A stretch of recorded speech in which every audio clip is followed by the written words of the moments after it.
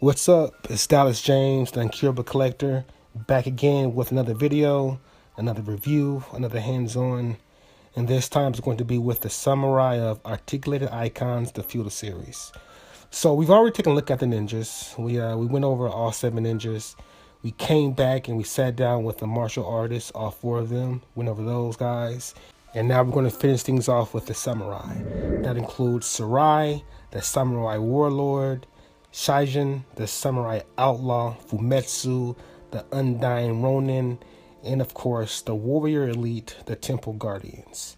Now, unlike the ninja and the martial artists, the samurai don't seem to have as big of a footprint in popular culture. Now, that's not to say that they aren't relevant.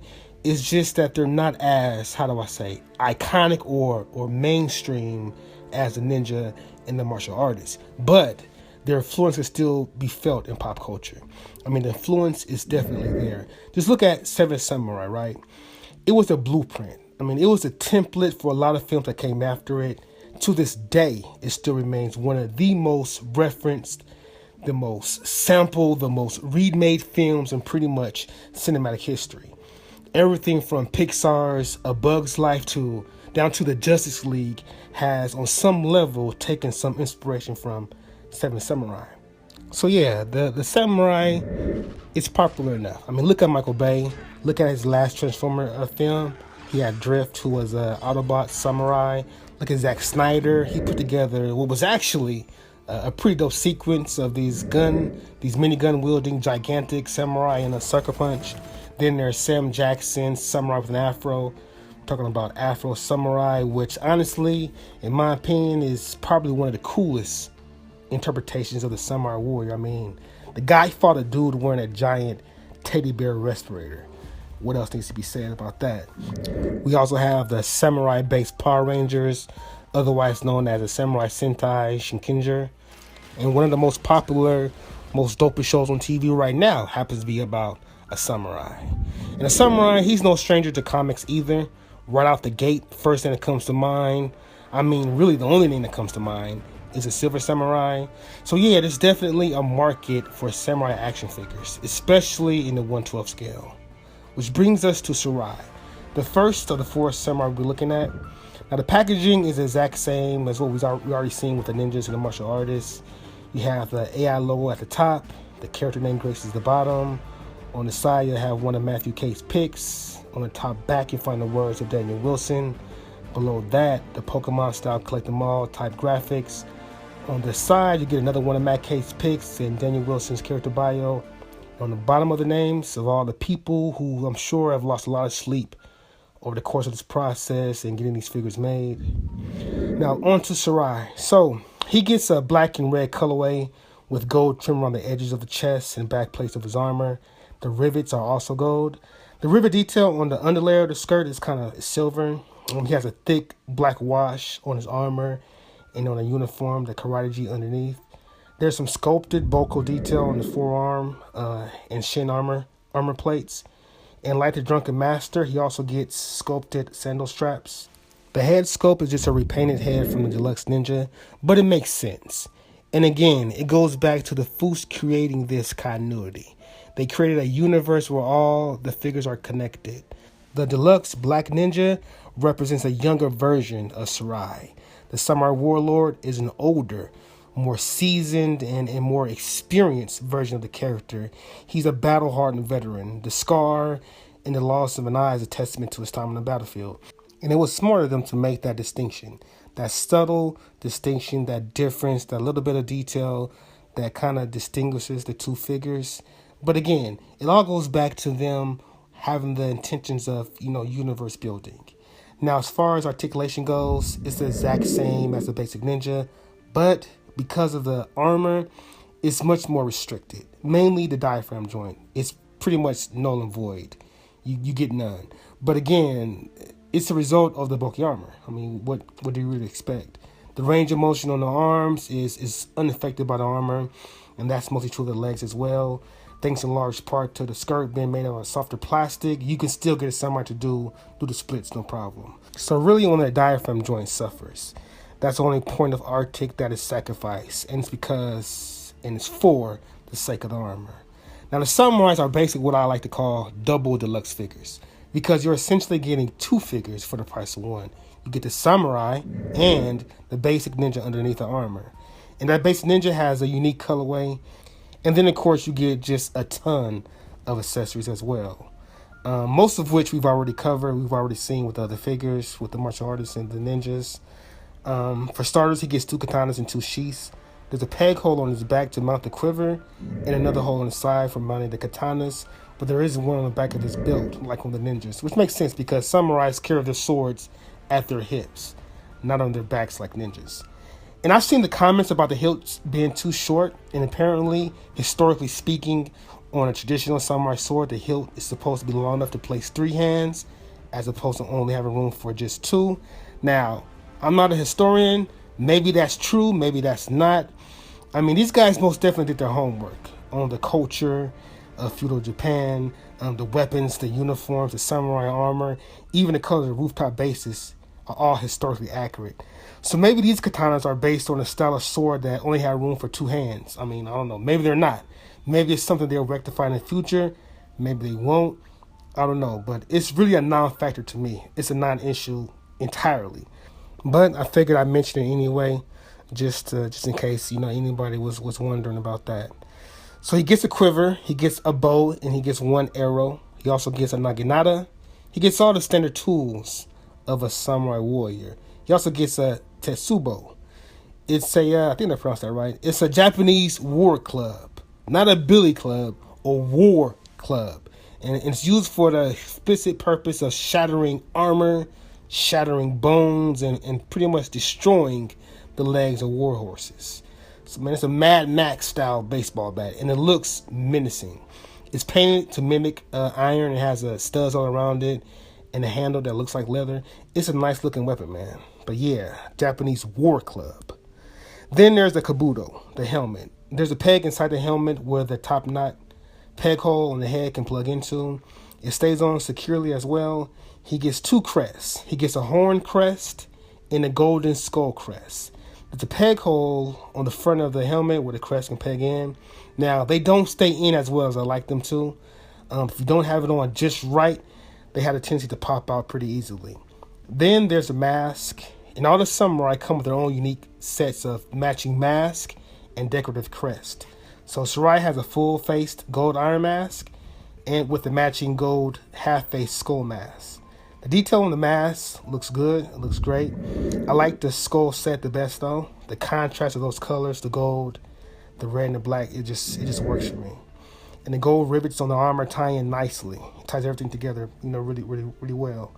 And finally, he gets a mask ninja head.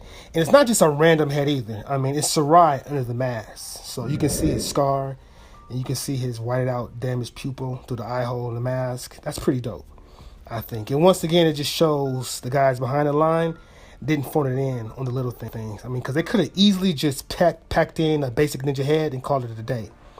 But it's those little details that show these guys, really put the work in, put the time in. These figures were really well thought out. Now, the reason you get a ninja head is because, like I said earlier, the samurai are essentially double deluxes. And there's a ninja underneath the armor.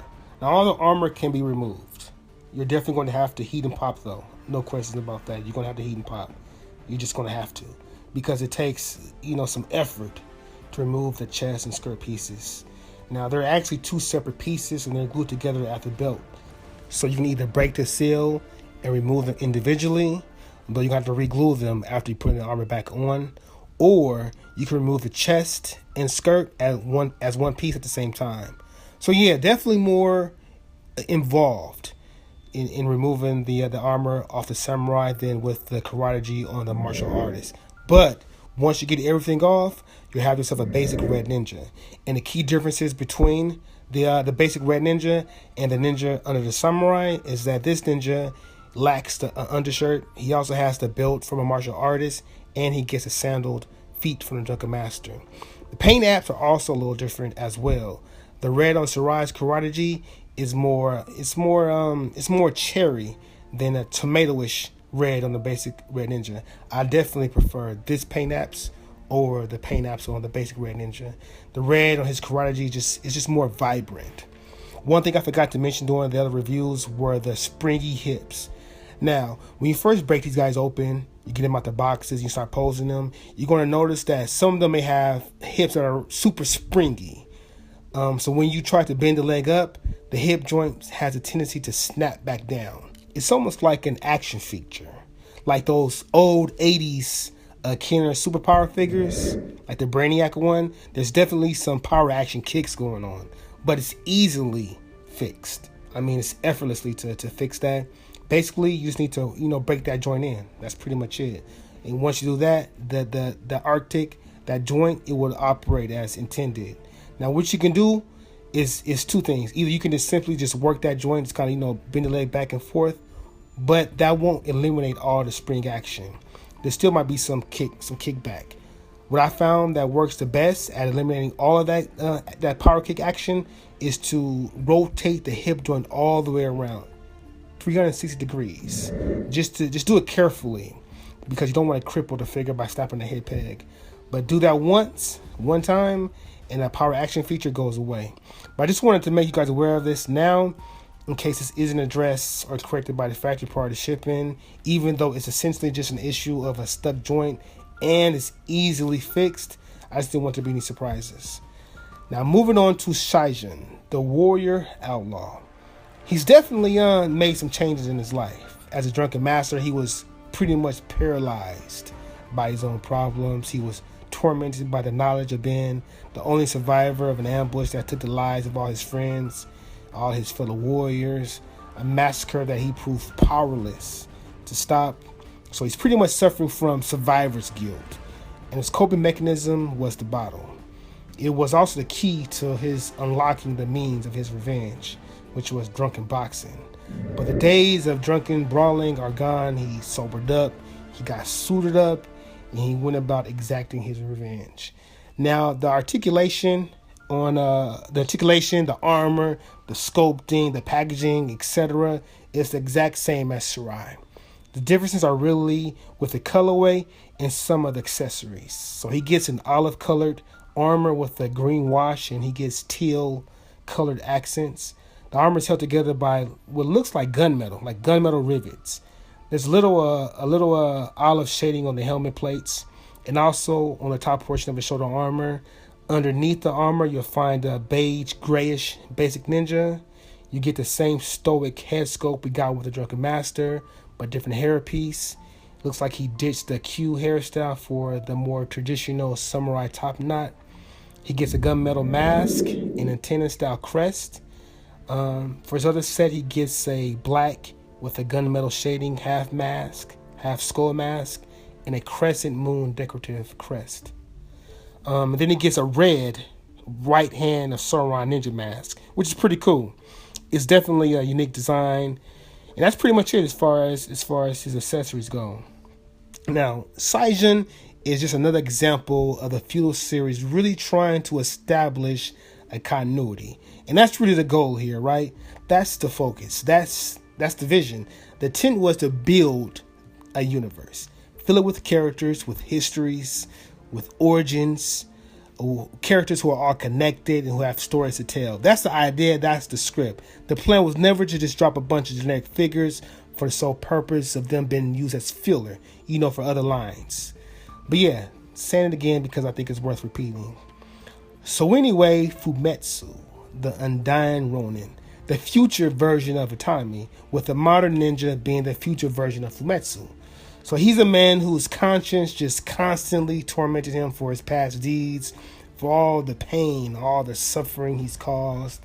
A man who longed for an escape, who longed to be free from a nightmare that was really of his own doing, but it wasn't to be.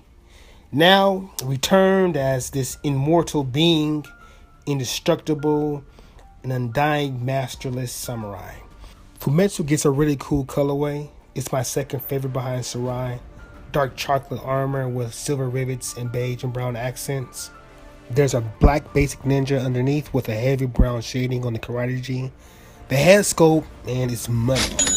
Without question, my favorite out of the line. The orange pupils look great.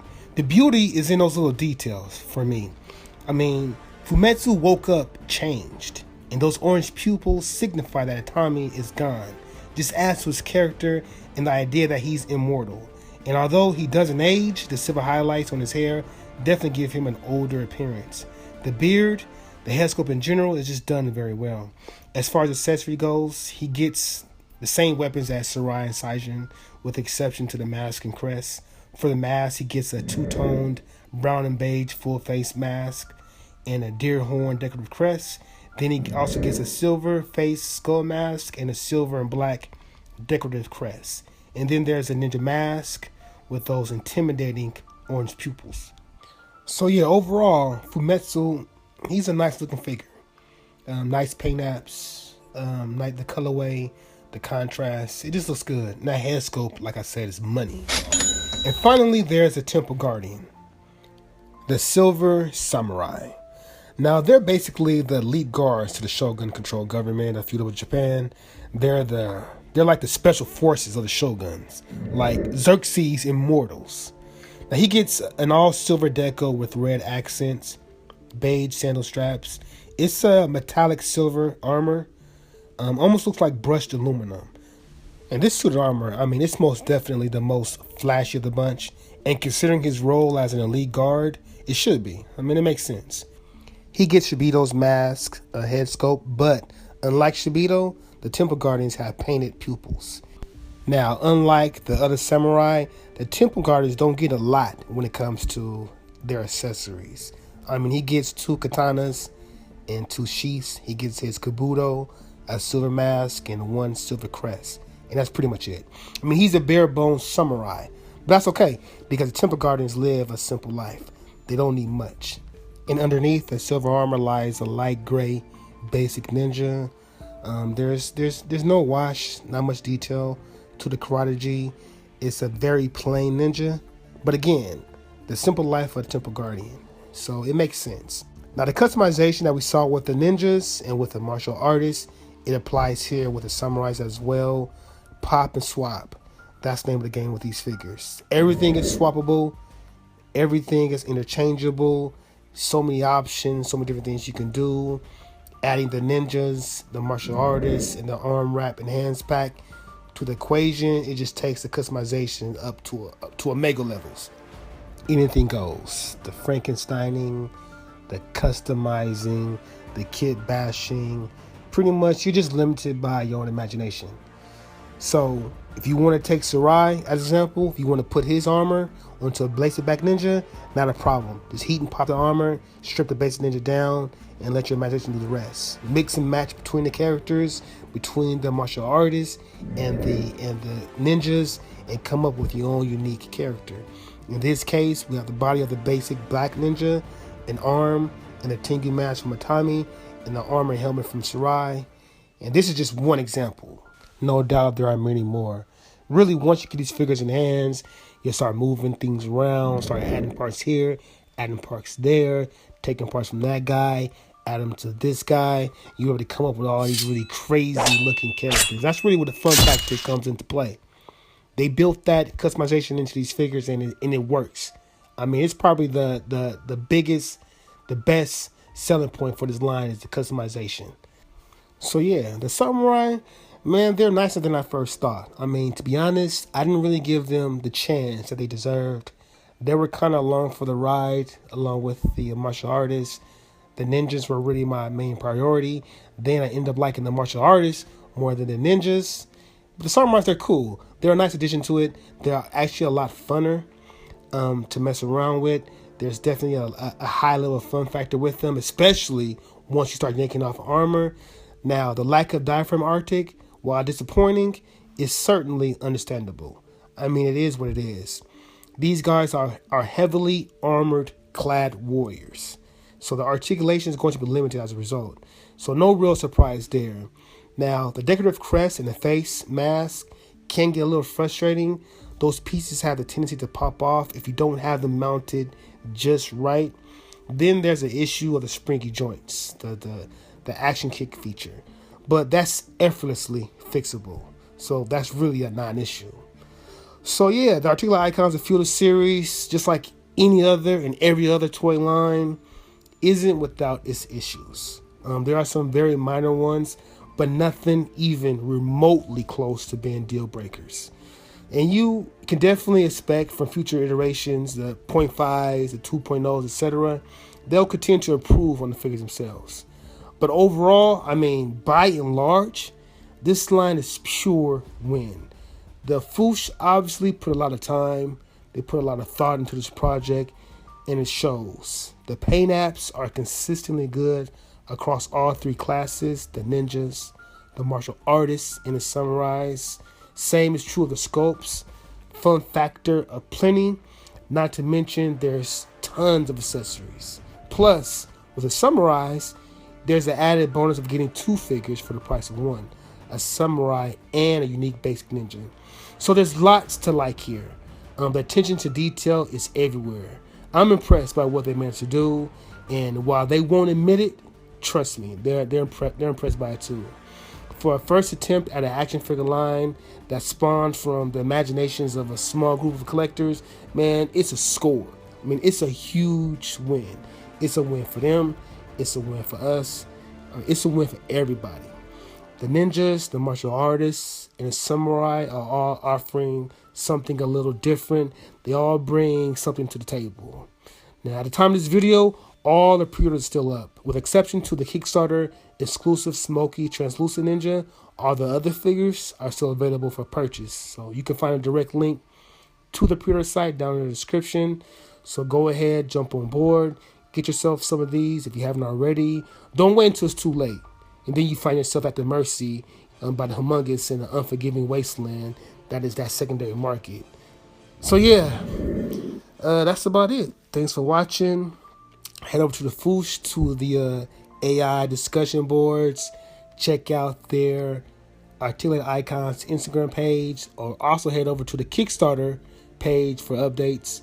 I have all those links in the description as well. But yeah, thanks for watching.